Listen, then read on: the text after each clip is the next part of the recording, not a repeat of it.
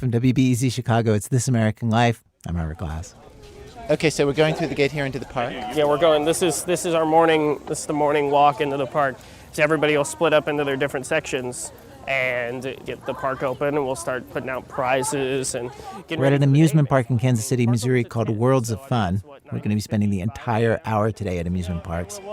It's 5 minutes before opening, and I'm walking with Cole Lindbergh, who's 25, with permanently mussed hair and the cheerful vibe of the Bosom Buddies era Tom Hanks. He's been coming to this park since he was a little kid, started working here as a summer job at 14, and then basically just never left. It became his real job. 11 years later, he is a full-time, year-round employee. I love amusement parks. Anytime my family would go on vacation, we'd schedule it around an amusement park because I love roller coasters. I loved amusement parks. I mean, I've walked this pathway that we're taking right now. I've walked it thousands and thousands and thousands of times. When he was little, his family had season passes here, and they would come a lot.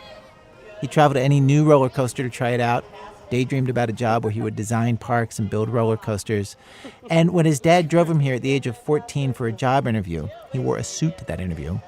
Just sitting inside the park's offices, which are utilitarian. Picture the principal's office at a public high school. Even that was exciting.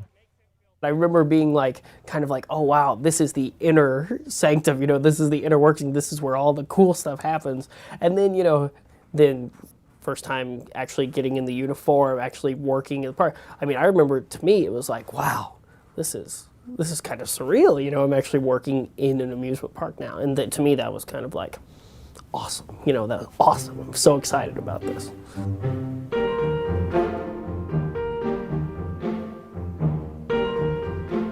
You might think that enthusiasm would diminish over time.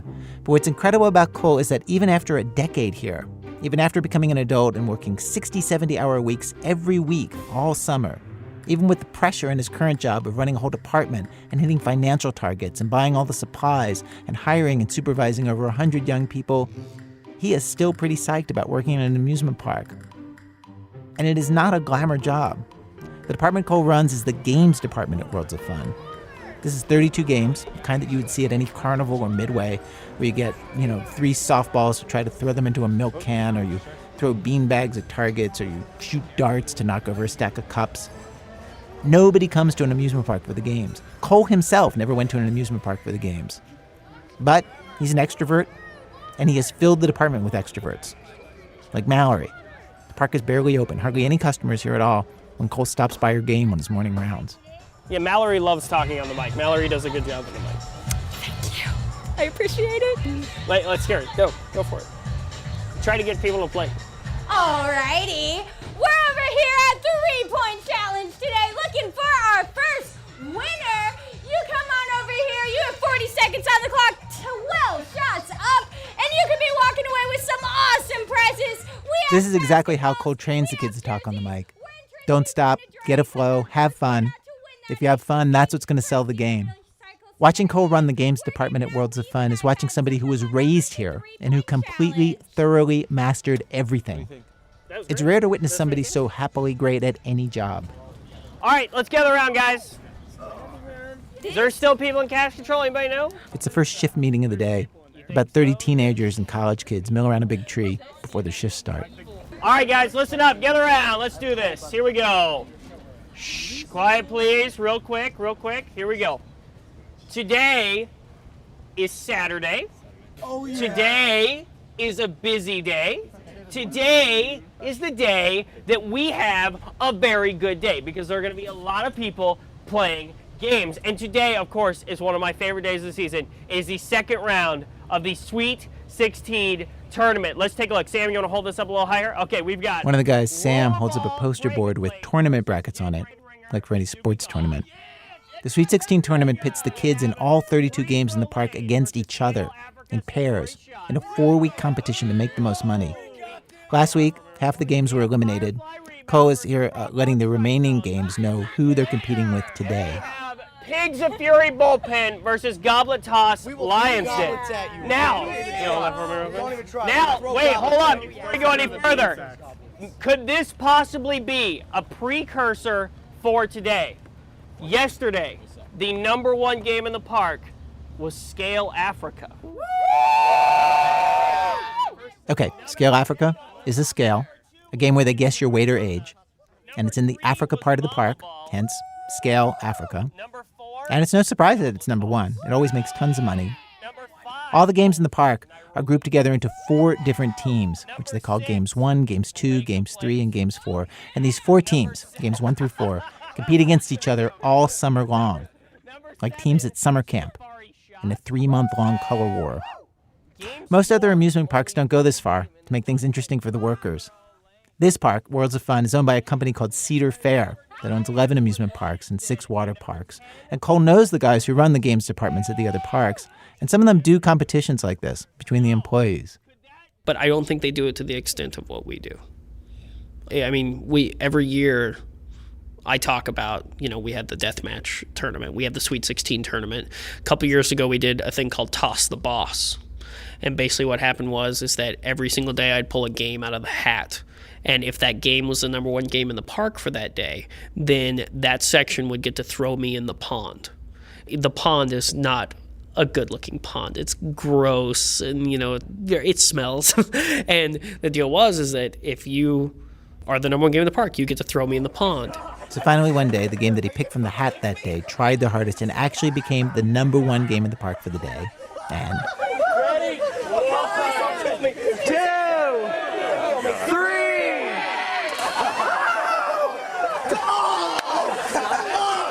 Of course, they made a video about this because, it's present-day America. And Cole went and told his peers, his colleagues, the guys who run the games departments at the other parks, all about what happened. I go and I tell the other parks about this, and I showed a picture, there's me all soaking wet. And I kind of got laughed at. Why would you ever do that? And to me, in my mind, I was just like, why would you not do that? Why would you not want to get people excited about working in the game that they're in? At least they may try. They may do a little bit more. And if I can get a little bit more out of them, we're good. Even if the game only makes a little bit more money. Also, it's more fun for the kids. Exactly. It's all about more fun. All right, so there's a lot of people in the park today. Now, I have composed a song about today, which I now want to sing for you, and you can all sing along. Okay.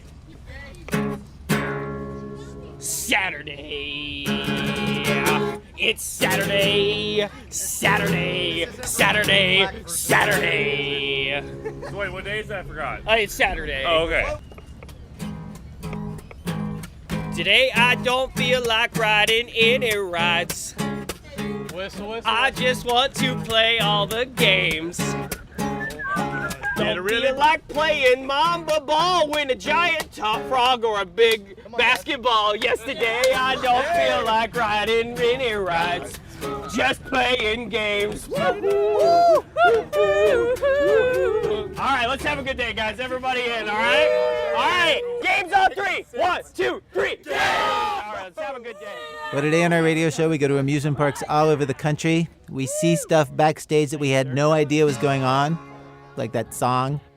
We hear Jonathan Goldstein's story about moving to the Jersey Shore for a summer when he was 16. And we hear your stories.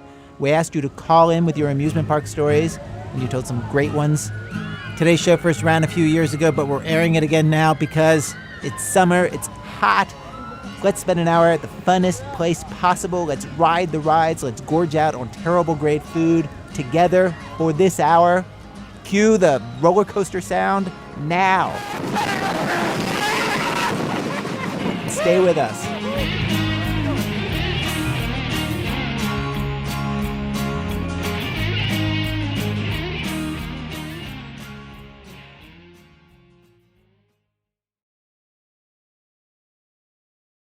It's This American Life, Act 1, Game Boy Grows Up. Following Cole Lindbergh around on his early morning tour of Worlds of Fun Park, I learned a couple things. First of all, people play the games because they want to win the prizes, and so an important part of his job is actually guessing what prizes are going to excite people. You kind of just go, it is what it is. Oh, I got to show you the lemur. You want to see what a lemur is? Yeah. People love these. This is a lemur. People play for this all the time. This is one of our number 1 prizes. Really? Yeah. Who'd have thought? It's a fluorescent colored monkey the size of a teddy bear with huge eyes and a super long tail. When they put it into the dart game became one of the most popular games in the park, doubled its business. I also learned that Cole invents games. You like Angry Birds, right? We round a corner and I see why he asked. What we're looking at right now is a giant slingshot with a launcher that you launch basically beanbags at pigs. And wow. we built this. So you got permission from the Angry Birds people? Well, this turns out to be kind of an awkward question. Cole points out that this slingshot game is not actually called Angry Birds. It's called Pigs of Fury. Pigs of Fury. So now, this is one of our number one games. People love shooting a giant slingshot. Before I flew out to Kansas City to meet Cole, I watched his YouTube videos online. Yes, he has YouTube videos, and I heartily recommend them. They are shot, directed, and starring Cole. They are low-tech, they're low-budget. In this one, he wears a Viking helmet and a fake mustache and wire-rimmed glasses, and he's walking through a video arcade. Those are his echoey footsteps that you're hearing. Next, he's inside what looks like, those old arcade machines with the mechanical claw that picks up prizes? This one is big enough for a person to stand inside, and Cole is inside it, surrounded by huge stuffed animals, and he raps. I give out prizes when you come play my games. If you see me with the mic up, it's your intro birthday. I'm a really cool guy because I make winners every day. Win a bear, a dog, and a giant monkey. Okay, I'm going to stop the video right there. When he says a bear, a dog, and a giant monkey, then we have 3 quick shots of stuffed animal prizes: a bear, a dog, and a giant monkey. Sometimes people just don't play games. I'm asking how they're doing and they say no. As the video continues, the teenagers on his staff join him, and they're all dancing around and they're hitting whack-a-mole moles on the beat. And everything that they do in this video is so deeply uncool that you know that they must really like and trust each other. And their total commitment to what they're doing actually flips the dorkiness and makes it kind of cool.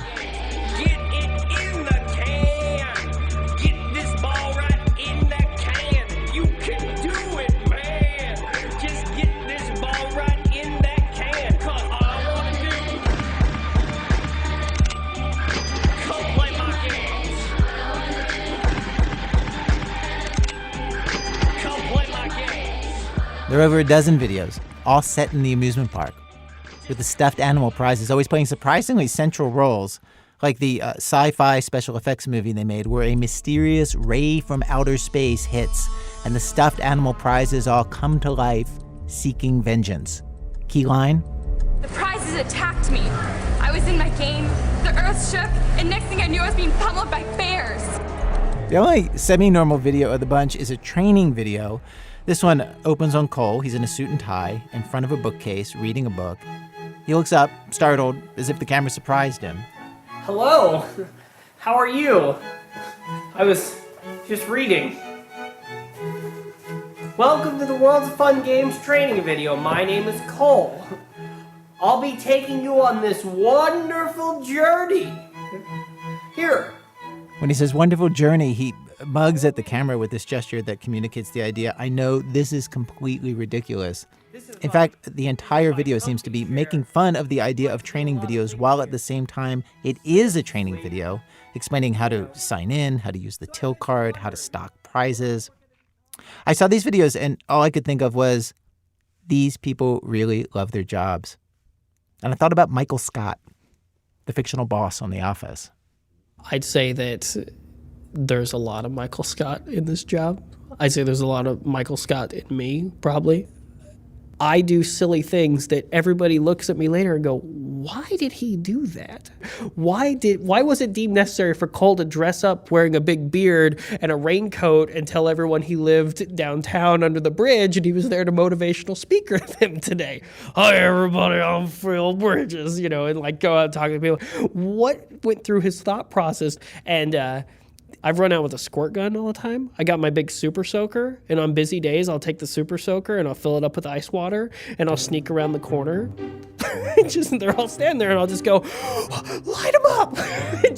I'd spray across the whole group. That's what makes it fun.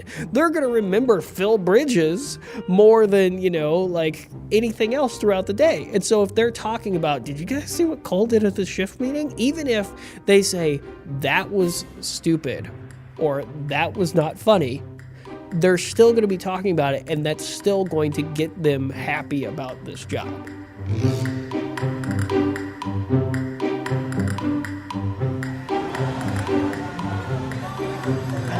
So, does that work in practice? After all, if you think about it, amusement park jobs are not, on their face, very fun.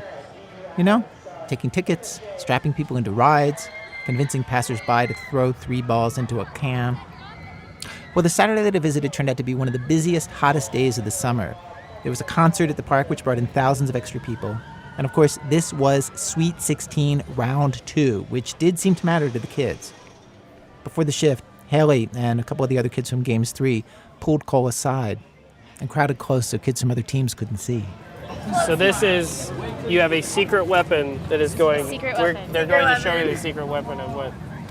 And don't let anybody see it. Guaranteed victory. It's a banana costume. So, A banana. is that, You made the costume? I made the costume, yeah. Because she's awesome. Because we have a game with bananas that's in Sweet 16. So we're going to have somebody running around in this costume to try to sell it. It's kind of big and it's kind of rough because I didn't use okay, a pattern. Wait, No, David I Light's didn't. coming. Put it away. Put it away. did you just go buy fabric? No, I've had this fabric. So this is know the you head gotta hole, put in you the gotta arms adjust hole, Yeah, and it's gonna look like the bananas in Lions did. I like We're it. pumped. Is I that like exciting? it. That is more than exciting. People are gonna be stopping, taking pictures. Oh, maybe I'll win one too. Meanwhile, the guys in Games 4 were doing great in Sweet 16. All their games had survived the first round. Games 1 was eliminated completely in the first round of Sweet 16. As for Games 2, Max and Oksan are pulling a double shift, hoping to break the record for how much has ever been made, ever, in their 2 games. Their not-so-secret strategy. All right. So, strobe light. You want 2 black lights out there. Max and his team leader Dominic are setting up at a game called Rollerball, which is one of the older games in the park. Basically, it's just a skee ball, but as you get points, it moves a little wooden pig, which is in a race with all the other riders. This doesn't make any sense. It actually doesn't matter. Here's what you need to know. Games 2 is hoping to turn this creaky 16-year-old game Rollerball, which never does well, into a crazy dance party they call Techno Ball. Max and Dominic have brought in a disco ball. They brought in lighting gear. And Dominic is explaining to Max how he wants to set it all up. Yeah. You're going to put a light on that toy chest. You're going to put a light on that box. They're shining at the disco ball. Disco ball is going to be moving. If it's all dark in here, people want to walk on it. They'll be like, whoa, what am I stepping on? Whoa, lights. I know, maybe it'll be too much for people to handle. Half an hour before the park opened, Haley and Claire had gotten to work early and were down in Games 3 by Scale Africa. We wanted to set out the most prizes that we could, make the piles extravagant, do a lot of flash, and that takes a lot of time. So we came out here early. So just describe what we're looking at. There's a pyramid here of Turtles, and there's pandas, lions. There's going to be one of tigers. There's going to be each one. pyramid has over 100 stuffed animals in it, which is bigger than I think you're probably imagining it. It's like nearly waist high. And so there are 4 big pastel-colored piles of plush toys right in the middle of the walkway, looking so easy to win. Basically, Every prize we've got. Every prize we got, yeah. We're throwing it out here. We're going big or go home. We really want to win. We brought in streamers, balloons, energy drinks. We got a whole bunch of energy drinks. We got a whole bunch of Gatorade. We brought in food for everyone. Everyone stays energized, get pumped up for the whole day. We really want to win. We lost death match, a very painful battle. Years ago, I was lead of Games 3. This was my section. Cole gets just as excited as the kids do when you get him talking about all the fun things that he did back when he was Haley and Claire's age, working here, running Games 3. His team would dress as pirates for the guessing game. And they'd be out at the scale and they'd do guessing pirates. Gar, your age be, gar, stuff like that. 2004 came around, we dominated. We beat everyone. It was awesome. It is still so alive for him. They dominated in 2004 by tricking out one of the games with music and all kinds of commotion and turning it into a party, doubling its take for the day. We brought my fog machine in from home because at the time I was in high school and I had a band. And people flocked to it. And we destroyed Games 2. We destroyed them that year. It was the happiest I've been because in 2003, We had gotten so close to winning, and I just kept on saying 2004 is the year. Games 3, we're bringing the Sweet 16 back, 2004. And we did. We won, and I was really happy. What am I going to guess for you? I can guess your age. Late morning, when I checked back at Games 3, the pyramids of plush toys looked pretty much exactly as big as they had earlier that morning. Things were slow. And to goose the business, one of the supervisors, Sarah, was standing on the roof of this little hut. 88 more guesses until I'm coming off the roof. She's staying on the roof until she gets 100 guesses. I'm here until I get 88 more guesses, and then I'm going to allow myself to take a bathroom break.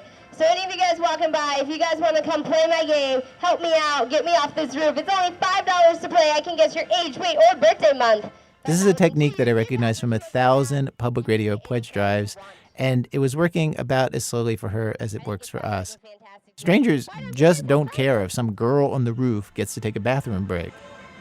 I'm stuck here until I can get 88 more people to play. I mean, seriously? And all you people don't want to help me out. Thanks. Thanks for the luck. You should come. I dare you guys to come feel these turtles. It sounds like a weird thing, but we really have the softest turtles in town. You should feel one. They're really soft. After a while, Sarah switched technique and finally managed to rustle up a crowd through the simple tactic of making a series of insanely terrible guesses. First, there is a dad who looks like he's 42, and in fact is 42. Sarah guessed as 25. Then a grandmother who is standing there with kids and grandkids. Sarah writes her guess for this woman's age on a whiteboard. This could be really wrong. I get the feeling it's really wrong, but that's okay. We'll see. You guys like this guess? Maybe? All right. Turn around. How old are you? 52. I guess you're 37. It's sunglasses. Sunglasses really throw me off. But congratulations. You get to pick out any prize you want. Later, Sarah privately confirmed for me that she did intentionally take a dive, which is fine with Cole because it turns out it doesn't matter if the kids guess right. The game costs $5 to play. The prizes cost less than $5. Sarah can be wrong with every single guess, and they'd still make a nice profit. In fact, it's good to lose because people carrying prizes around the park are a walking advertisement for all the games. Cole's journey from summertime employee like Sarah to full-time year-round boss happened in a couple of steps. He said, as a kind of nerdy kid in high school in a small town, it was nice to come to a place where his personality was rewarded. I couldn't wait till the summer because when it was summertime, I get to come to World of Fun and work with people that are just like me and enjoy our whole summer together. So after years of that, in his senior year at the University of Kansas at Lawrence, he got a phone call offering him the job of games manager, and he dropped out of school to take it. It's probably one of the hardest decisions I've ever had to make. But I said, okay, this opportunity is probably only going to come along once in a lifetime. As you'd imagine, it hasn't been such a popular decision with the family. So, I mean, I have a full year left. I'm like one full year of college left. It comes up when you least expect it. It comes up when they, like, oh, I know you're working real hard, but when are you getting back to school? Or my grandmother, now before, I pass on, you need to make sure that you've completed college. And my grandma all the time. And I get a lot from the girlfriend, too. When are you going to finish? Because she just graduated college. This girlfriend and Cole are pretty serious. They just moved in together. They met in games back in 2006, though she moved on from games. I get that all the time. She's like, we're not going to be together forever if you don't finish college. I get it a lot. How often will it come up? Once a week. Maybe once every 2 weeks, depending on the week. I don't know. Lots of very accomplished people don't have college degrees. I know. Steve Jobs. Yeah.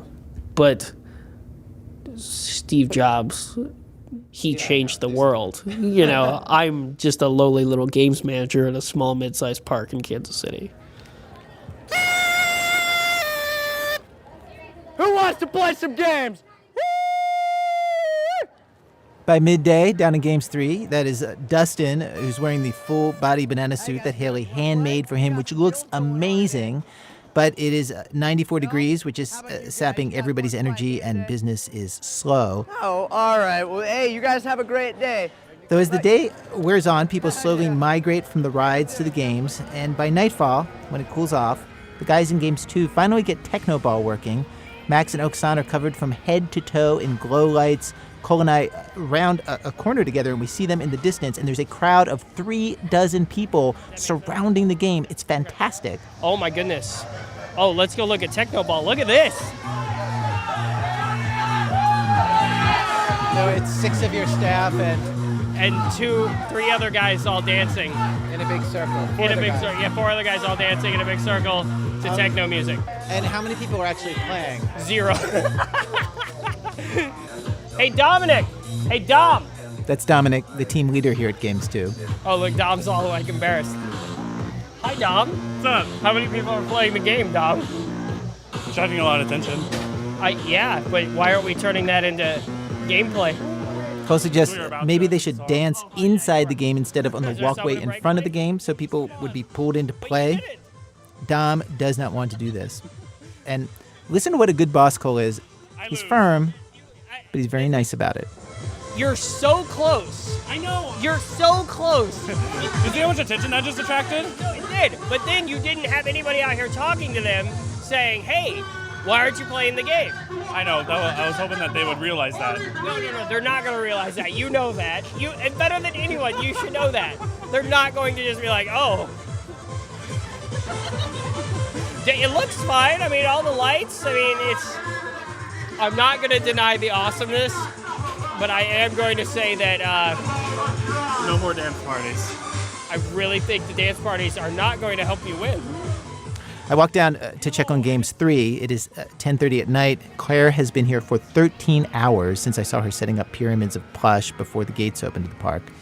Those pyramids were now raggedy piles, maybe half their original size, which means that they did great. They got lots of people to play. They'd probably given away 500 prizes for wrong guesses. And Claire has had exactly the kind of day that Cole wants for all the kids. Did you have fun today? Yes, I had a lot of fun. I had no idea what time it was until about 20 minutes ago when I checked. It just didn't occur to me that I needed to check the time. Because it was going by so fast? Yeah, When did you take your first break today? I haven't taken a break. Wow. Yeah, I guess. I'm kind of used to it. This is Claire's 3rd year here. She's 18, going to Missouri State in the fall to study nursing. And she tells me what a lot of kids here tell me. She wouldn't keep coming back to work at Worlds of Fun, if not for Cole. Definitely not. I don't think any other boss would do like the rally days, the death match, the Sweet 16, the toss the boss, just all the fun stuff that we do that keeps us going through the season and just keeps this job exciting every day. Sam, one of the leaders for Games 4, has been here for 3 summers, and he also says that Cole is the reason that he keeps coming back. Honestly, no one else could do a better job. He was made to do this. It's funny, like, watching him do something like sing a goofy song for you guys in the morning. You can imagine high school students and college students sort of rolling their eyes at somebody doing that, but nobody does. No, it's weird. It's almost like that's the thing to do. Whatever Cole does is the thing to be doing at that moment. And we just all feel like that was the right move. Do you remember what it was like the first time you saw one of his videos? I do. I remember seeing it and I was like, that's my boss. And he just made that video. And it was so cool because I went and even showed some of my friends. They're all like, who's this guy? It's like, that's my boss. That's so weird because a lot of people would say, well, it's an amusement park. You know, you're great at working at an amusement park. That doesn't mean, by the way, that he is seen by his bosses as some kind of superstar. He gets respect, sure. Everybody likes him. His immediate boss, Matt, thinks that there's nobody better at games in any of the 11 amusement parks owned by their parent company, Cedar Fair. But Cole is working at one of the smallest of the 11 parks. So other games managers at bigger parks bring in way more money than Cole does. And games, in the grand scheme of things, is actually the smallest revenue producer at most amusement parks. The biggest money at an amusement park comes from ticket sales. Then there's food, everybody buys food. Then merch. And then, bringing up the rear, is games. What Cole does has less effect on the company's bottom line than lots of people in the company. And as much as Cole loves this job, he can't help but wonder, how long can a person do this job? So the one thing that I always say is, I'm 25 now. I started here when I was 14. And the weird thing is that I'm getting older, but everybody else in the department is staying the same age. right, I'm going to stop the tape right there. Yes, I know. Matthew McConaughey, Dazed and Confused. Cole's seen the film too. But the thing I'm wondering for you is, do you feel like somehow accidentally in this job you got stuck in high school? You got stuck at 15. Like there's a part of you where you're still back there. I like working out in the park with the kids. Absolutely. 100%. The goofball part. The goofball part. The part where you get to act their age instead of your age. Yes. Does that make me sound bad? I mean, I'm still a manager. I'm still overseeing 100 people that work for me, But at the same time, 10 years from now, I mean, I don't think I can still be a goofball. I think that just kind of get creepy. I mean, you're 35 and you work with a bunch of high schoolers in a game. Is that creepy? Maybe. Maybe not. I don't know. Do you worry that you'll never be happier in any job than you are in this one? Yes. Absolutely. That's a weird fate, to know that you're in the best job you may ever have at 25. Especially when it's a job that you know in your heart it can't last.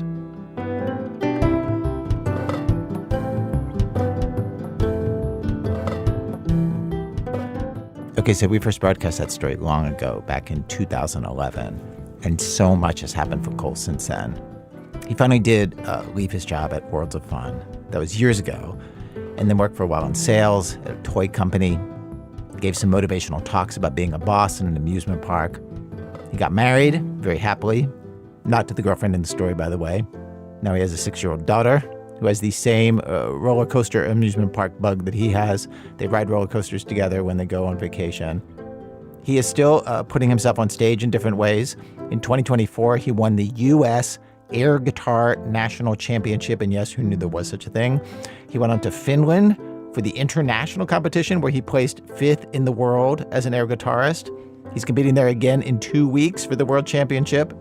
These days he's also writing music, he's performing, he's going on auditions. He turned 40 this year. Says that he has had jobs that were satisfying in ways that the amusement park job never was. But he said, so far, it's still the best job he ever had. Well, coming up, carnies float in the air, scary things happen on rides, and bold steps forward for paintball targets everywhere. Our hour of amusement parks continues in a minute from Chicago Public Radio when our program continues. This American Life from Ira Glass. Each week on our show, of course, we choose a theme, bring you different kinds of stories on that theme. Today's show, amusement parks. It's August. It's hot. We wanted to go someplace fun here on the radio. We've arrived at Act 2 of our program, Act 2, Great Adventures. Well, we asked you, our listeners, to call in with your amusement park stories. Nearly 300 of you did. And one of our producers, Jane Marie, listened to all of those voicemail messages. She joins me now. Hey, Jane. Hey. So, Jane, trends, patterns, what can you tell me? Carnies. Oh. Yeah. There's like creepy carnies and hot carnies and carnies that people married. And a bunch of people called and told stories about carnies, like making the ride go too fast or keeping them on the ride too long. Demonic carnies. Okay, yeah. These 2 calls that I'm going to play are from Barry Silver and Penny Delaney Coffrin. And they had the same exact, like, crazy carny story, only they happened years apart and in different cities. But it's fun to imagine they're talking about the same guy. My amusement park story involves the Gravitron. Yeah. Oh, let me interrupt real quick because the Gravitron, that was like the most popular ride people talked about in the phone calls. Huh. That's the one where it's a cylinder and you climb in it and you put your back up against the inside wall of the cylinder. Oh, right, and it spins around and the floor drops out. Yep, and you're like stuck to the wall. There was a carny there, and he was waving us all in, and we had purchased tickets, and I guess our first sign that this was going to be an interesting ride was when he said no to the tickets we offered him and just kind of waved us in. I was working for the World of Wonder sideshow last month. I had made friends with the carny who was running the Gravitron. He started up the ride, and the music was blaring, and I remember it was Motley Crue's Dr. Feelgood. Anyway, he gave me a private showing where I'm riding inside this thing. The music's blasting. And the lights were going, and we were spinning around, and the centrifugal force was pushing us up against the wall. And the next thing I know, this carny steps out from behind his operating box and comes out into the centrifuge and proceeds to pull himself up and place his feet on the spinning wall and walk over the rider step by step with his body completely horizontal to the earth. He's standing on the wall next to me, surfing inside of the Gravitron. That's right, the ride operator left the control panel to start surfing the inside, parallel to the ground. The force was holding his feet against the wall, and it was just the most amazing thing I'd ever seen. Best experience of my life.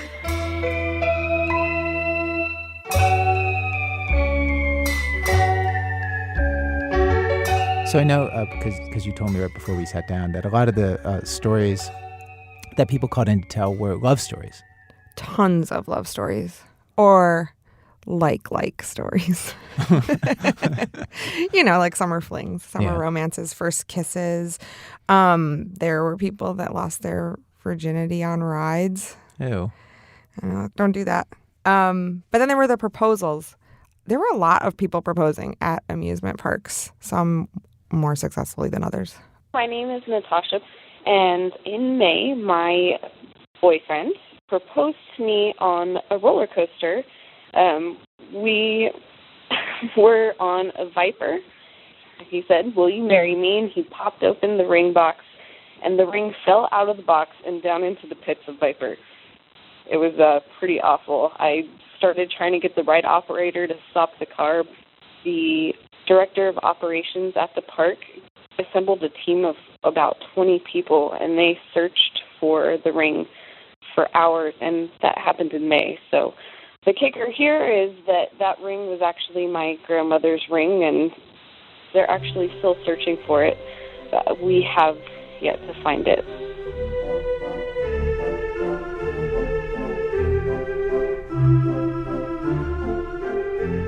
So I called Natasha actually to see if they'd found it yet, and she said that the park had called her recently and said they found a ring, but it wasn't hers. It was another engagement ring. Really? Yeah.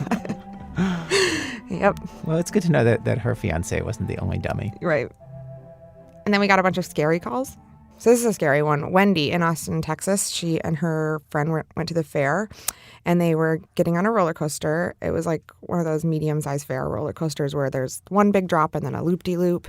And but as she was getting on, she was like futzing around with her purse. I reached up to pull the harness down over me, and it locked above my head. And I have nothing holding me into the roller coaster. So I look over in horror as the carny guy with that was running the ride looks at me, and he pushes the button to go, and the thing starts to go, and I'm telling him, wait, stop, I don't have my seatbelt on. But he doesn't stop. So I know. So now she's like going up the hill. So she said she turned to her friend, and she just decided to wrap her arms and legs around her friend. I know. And so they go down the hill, and then they go through the loop-de-loop. So she's upside down? I know, just like hanging onto her friend. As tight as I can to stay inside the ride. And what really got scary is we whipped around the corners. I almost got thrown out, but I didn't. She said that she had whiplash for a week and that she was too young to realize that she probably could have sued them. So there's another story from this woman, Susan. Her 3-year-old wanted to go to the fair, but it was super late at night. And so they humored him, and they were like, sure, we'll take you. But they figured he would fall asleep on the way there. But he didn't. He stayed awake. So I said, okay, I'll take you in for one ride on the Ferris wheel, and then we'll go back to the car. My husband didn't even put his shoes on because we didn't think he'd make it there. So we took him to the Ferris wheel, and he kept pointing to the scrambler, saying that he wanted to go on the scrambler. And I said, no. And when we got off the ride, I held the chain for the person behind me to come out. And when I turned back around, he was gone. We could not find him anywhere. And as we're looking around, and we have a whole group looking for this little 3-year-old boy, I looked up, and he was inside the gate of the scrambler, and the scrambler was going. His head was just at the car level, and the carny woman stopped the ride, and she stopped it in time. She walked over, picked him up, handed him to me. She didn't say a word. And I took him, and he said, "She was really scary." And I said, "That woman was an angel." And so I will never badmouth a carny again. I'm glad we finally have some unequivocally pro-carny material in this story. Me too. Hi. My amusement park story takes place in Disneyland, and I was really excited to go on the haunted house ride. I forget what it's called.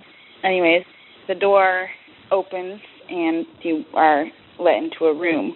And the door opens, and it's a dark, empty room, and there is a person, a little person who was in the room already, and I thought it was part of the haunted house. So I started screaming, and he was looking at me, and because I was screaming, he was screaming at me. We were both screaming at each other. And then we both realized that it was not part of the haunted house and that we were just waiting in line with each other. And we pretended like nothing happened.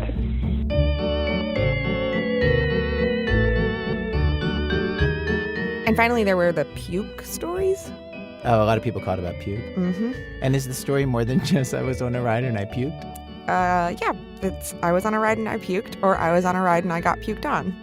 Well, I don't want to hear that. Was there any that had a twist? Was it a surprise plot twist? The one that stands out for me is this lady was on that ocean motion ride, that's like big boat that swings back and forth. It basically just goes up and down. Yeah, just swings. It's like a pendulum. And so she was up at the highest part of the boat, and she saw the guy on the other end of the boat start puking. And so then she was like swinging down at the puke. Oh, no. And did she see the puke in midair, like slow motion, coming towards her? I could see in slow motion this line of vomit coming towards me. And it hit her? Yeah. Ew. About 2 seconds later, it splattered the entire right side of my body. There's nowhere to go. You can't get off the boat.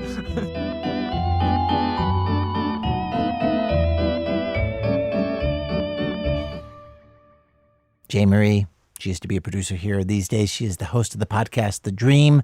She has a book based on that show called Selling the Dream. Both of those are about large-scale, quintessentially American scams and the people who get caught up in them. Which brings us to Act 3. Act 3, what I didn't do on my summer vacation. Sometimes somebody ends up in an amusement park who really has no business there at all, who is not built to thrill at the thrills that the amusement park offers. As a teenager, Jonathan Goldstein spent a summer working at an amusement park, one that was situated right on the beach in Wildwood, New Jersey. It is your typical amusement park on the beach. There's a boardwalk, 3 wooden piers with roller coasters and a Ferris wheel and lots of dropped popcorn and hot dog buns for the seagulls to eat. It's been decades since Jonathan went to work at Wildwood, and he always wanted to go back, and so we sent him, along with one of our producers, Jonathan Manhivar. Quick note to listeners, this story has nothing explicit in it, but it does make reference to the existence of sex, as does this warning. The smell of garbage is really bringing it all back in a rush. Maybe I could bring back a bag with some saltwater toffee. After a whole religious rebirth that I won't go into here, the summer of my 16th year found me seriously considering yeshiva, rabbinical school, for the fall. My rabbi suggested I spend the summer at this religious camp, just to give me a better idea of what was to come. But my best friend Evan said that summer camp was for suckers, and religious camp was even worse, and that if I came with him to Wildwood, he'd personally make sure I had a good time. "I'll get you L'd really good," he wrote, like a blood oath, in my 1986 high school yearbook. That's L'd as in the letter L. And getting L'd seemed important, especially if I was going to be giving my life over to the Torah, a text that placed greater emphasis on getting seed, as in circumcised. And so, I went to Wildwood. And now I was back. How close did you live to the pier? As you've seen getting here, my sense of direction isn't my forte. It's like the whole summer I was just like floating around in like a jar of formaldehyde.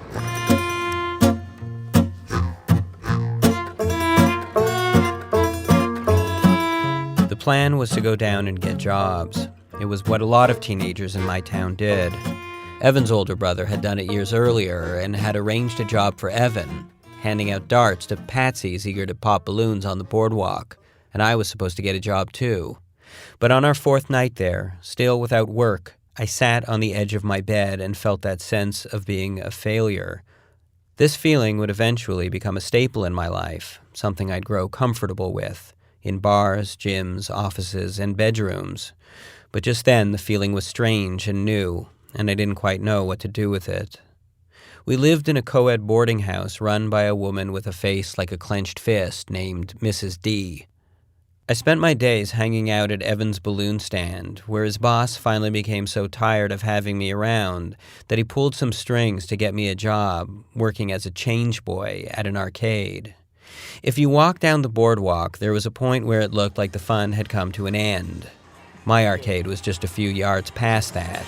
Do you remember where on the pier Yeah, you that's were? what I'm thinking. I'm trying to, if anything, maybe that little shack right over there was the arcade where there's a roller coaster going over it now.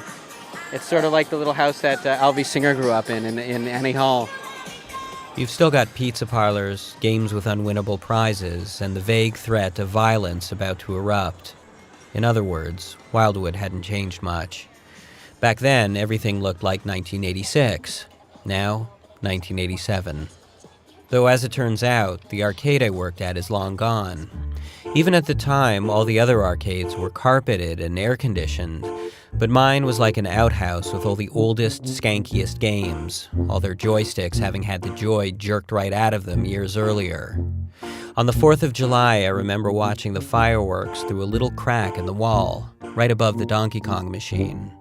I felt like a young Tony Montana just having come to America. Except the only person I wanted to kill was myself.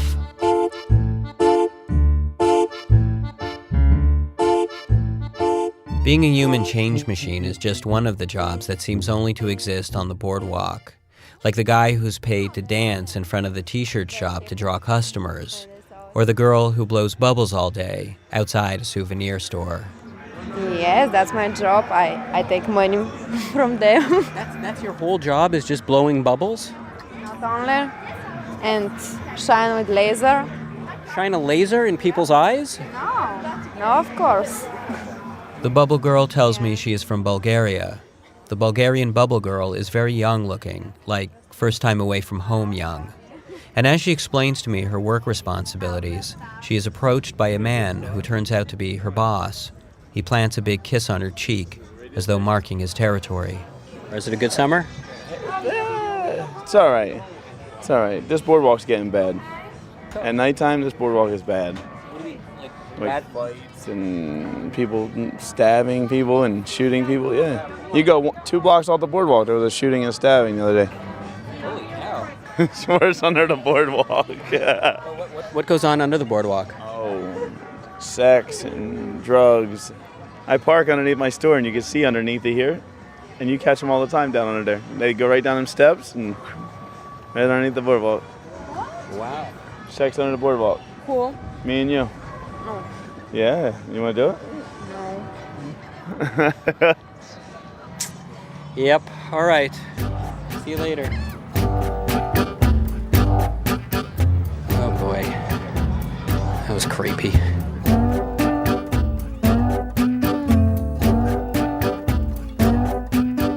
My old boss, Mike, was creepy too. Mike always wore sunglasses and a red, skin-tight bathing suit that, for some reason I could never quite fathom, always appeared to be wet. My friend Evan said that it was unwholesome how Mike's arms were so short. He's like a T-Rex, Evan said. The first time Mike paid me, he had to get all crooked to get his wallet out. Most of the time I was in the arcade all by myself, and hardly anyone ever came in. Just little kids who sat on the ancient skee-ball machines asking for free games. Those old skee-ball machines haven't really changed. Now my technique used to be, I'd kind of do a sort of bank shot, like there was this kind of sweet spot that I would hit on the right bank. That was really close, wasn't it? You got the lowest amount of points you can get. You're like my son that I'm taking out. You got the lowest one, Dad. that little beer cozy is going to be mine. No longer will my hand have to be so frigid when I'm drinking a Budweiser. Mike was an alcoholic, and he left me to open and close the place most of the time. Sometimes he would stagger in the middle of the afternoon, and lay down on the lopsided pool table. Once comfortably spread out, he'd ask me to cover him from head to toe with the stuffed animals for skee-ball, so he could sleep without getting caught by the old woman who ran the pier. Every time I put Mike to bed, I became more and more convinced that yeshiva was the place for me. When he wasn't goofing off drunk, Mike was furthering Evan's work of trying to get me L'd. He would invite Nancy, the 19-year-old redhead who ran the water squirt game next door, over, so he could tell her about how she should de-virginalize me. Nancy was a Jersey girl who wore low-backed shirts that showed off a large, complicated dragon tattoo. She told me it was a Chinese wind god and that an old biker boyfriend had given it to her. It started at her neck and slithered all the way down into her pants to blow across the tundra. In the afternoon, when business was slow, Nancy would come by and tell me about how Mike had just been over, pleading on my behalf, and how she tried to explain to him that we was just friends, right? Oh yeah, I'd say, swallowing back the hard lump of foul-tasting virgin tears congealing in my throat. The best. Watch the tram car, please. Listening to this music, don't you feel like you're going to round like the corner and you're going to see like Joe Pesci beating someone to death with a baseball bat? That's all I could think about. It's a song called Wildwood Days. Do you hear it? Wildwood Days and Wildwood Nights.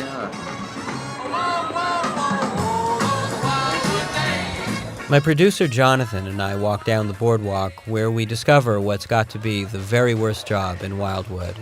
Most of the stuff I do is just off the top of my head. It's whatever I can think up on the spot.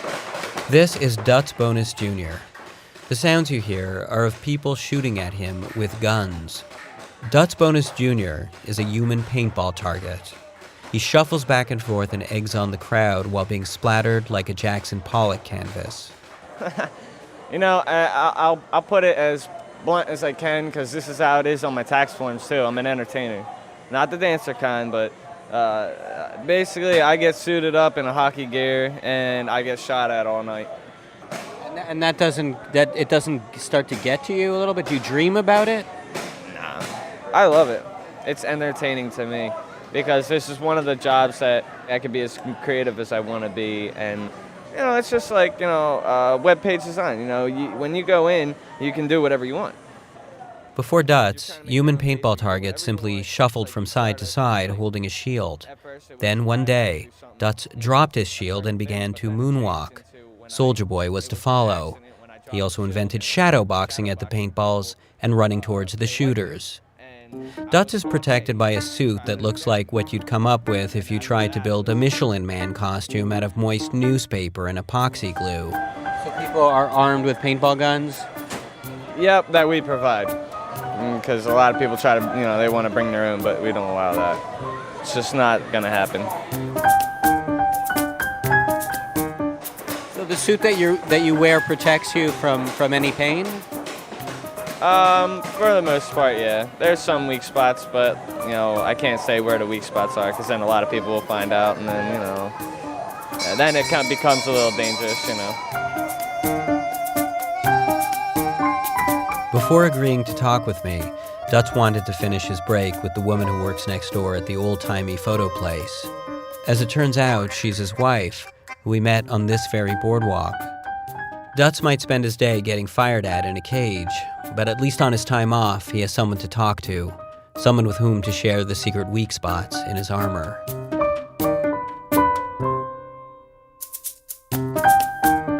Back when I lived there, Wildwood had this reputation for being a big party town. People were supposed to be scoring like nuts on the boardwalk every night, and actually they were. The only real action I got that summer, though, was in the form of a single kiss. I later referred to it as the kiss that ruined my summer. It happened while I was out walking on the boardwalk late one night. I saw a group of older girls, maybe in their early 20s, coming toward me. One of them, a little ahead of the others, was sort of spinning with her arms stuck out and her long blonde hair all over the place. Just as she got right up close to me, she grabbed the back of my neck and put her lips right on mine. I remember as she pulled back, I spastically grabbed onto her wrist. I didn't want her to leave. Her friends had to pry my fingers off, one at a time, as she stood there smiling at me, all stoned and airy. That night, back at the boarding house, in our room, I spent the rest of the evening obsessing. As it might have been the last one I'd receive until I got married, that kiss pretty much felt like my swinging bachelorhood. In yeshiva, I'd be the mysterious one with a past. For the rest of the summer, I couldn't pass a woman on the boardwalk without thinking that we should somehow be meeting in a kiss, that's how life should really be. It turned walking along the boardwalk into a relentless drizzle of small but horrible disappointments.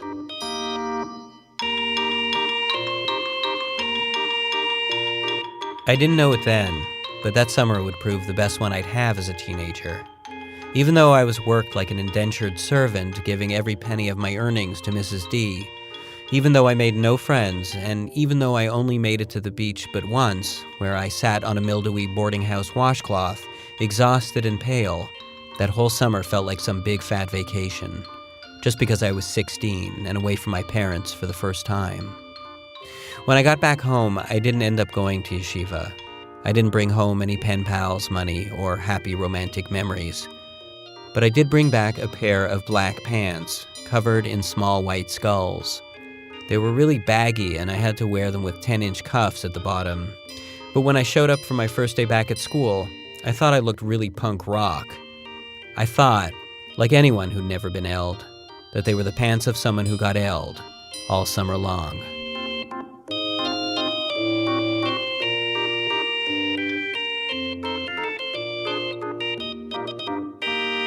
Jonathan Goldstein is the host of the podcast Heavyweight, which returns for a brand new season next month. There you can find their amazing archive of old episodes wherever you get your podcasts. A lot of winners today? Do you Everybody have like wins. a patter? And what would you say to get a guy like me to come over? I don't know if I would call you in. You don't look like the type of guy that would spend money here, you know? You get 3 shots for 5. Was he saying that I'm too cool a customer, or was he saying you're too cheap a Jew? You see, I went on the roller coaster last night when I was feeling bad. Down by the sea in Santa Cruz, and I was feeling sad. But we went down and around, and it knocked me out of my head. Well, the program was produced today by Jane Marie and me, with Ben Calhoun, Sarah Koenig, Jonathan Menjivar, Lisa Pollack, Robin Semien, Alyssa Shipp, and Nancy Updike. Senior producer for today's show is Julie Snyder. Production help on this rerun from Adrienne Lilly, Stone Nelson, Ruby Schwartz, and Matt Tierney. Special thanks today to Bill Childs, David Outhoff, Kim Martin, Jeff Potts, Dave Dickerson, Amy Silverman, Lindsay Young at Morey's Pier in Wildwood, New Jersey. Original scoring in Act 1 of our show by Dave Hill, featuring Dave Hill on guitar. Thanks today also to This American Life partner, Sarah Coppolo. Life partners here at the show support us with monthly or yearly donations with a very straightforward goal to help us continue making the show. If you would like to help us keep doing that, please consider becoming a Life partner. You listen ad-free, you'll get regular bonus episodes, you'll get this little newsletter that I just started where I recommend stuff to see and hear, and I also do some behind-the-scenes stuff about the show, including this week, stuff about the Cole Lindbergh story, that Act 1 of today's show, that was interesting to me, that I haven't really talked about much and didn't make it into the story. Anyway, to join, to read that, go to thisamericanlife.org/lifepartners. That link is also in the show notes. Thank you for considering this. This American Life is delivered to public radio stations by PRX, the Public Radio Exchange. Thanks as always to our program's co-founder, Ms. Tori Malatia, whose turtle breeding experiments are finally paying off. I dare you guys to come feel these turtles. It sounds like a weird thing, but we really have the softest turtles in town. You should feel one. They're really soft. I'm Ira Glass. Back next week with more stories of This American Life.